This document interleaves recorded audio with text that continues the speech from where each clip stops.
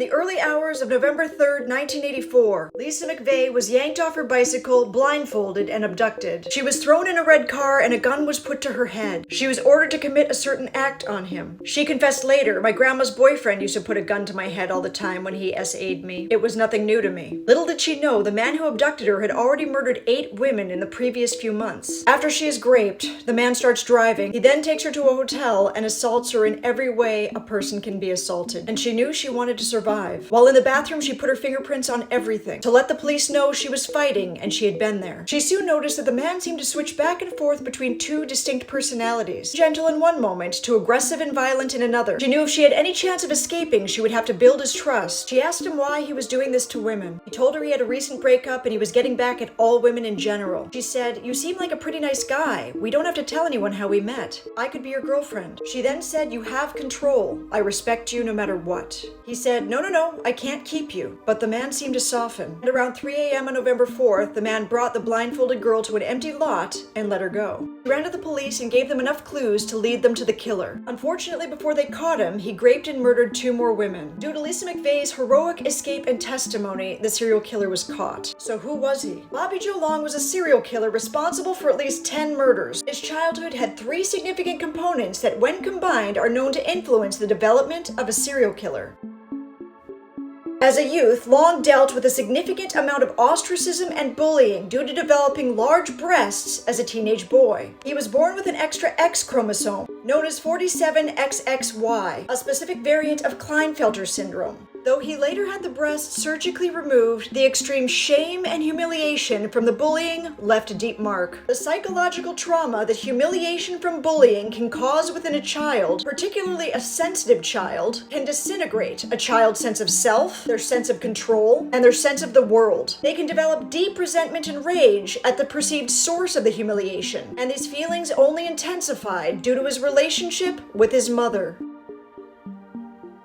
Like many serial killers, Long grew up with very few, if any, psychological boundaries with his mother. The two were so enmeshed that it wasn't clear where mother ended and self began. Long's parents divorced when he was 2. His mother, Luella, raised him as a single parent. She is said to have been diagnosed with bipolar disorder. There were little to no boundaries in the dynamic. The two shared a bed together until he was 13, but he would get kicked out and have to sleep on the couch when the suitors came. Long was said to have loved his mother a little too much. He was both extremely jealous and possessive. At the same time, he hated her for the power she had over him when she perceivably abandoned him for her suitors. According to Long, he had to watch while she endlessly entertained these men in their 1-bedroom apartment. So it was a combination of jealousy due to their enmeshed relationship and pure disgust. His mother reportedly dominated and bullied Long herself. Even as a late teen, she would tell him what he should dress like, how he should cut his hair, and what he was allowed to eat. He intensely loved and hated her all at once. Thus, he developed rage against the feminine in general. Psychiatrists said of his murders, he was killing his mother again and again. Ironically, the first body was found on Mother's Day.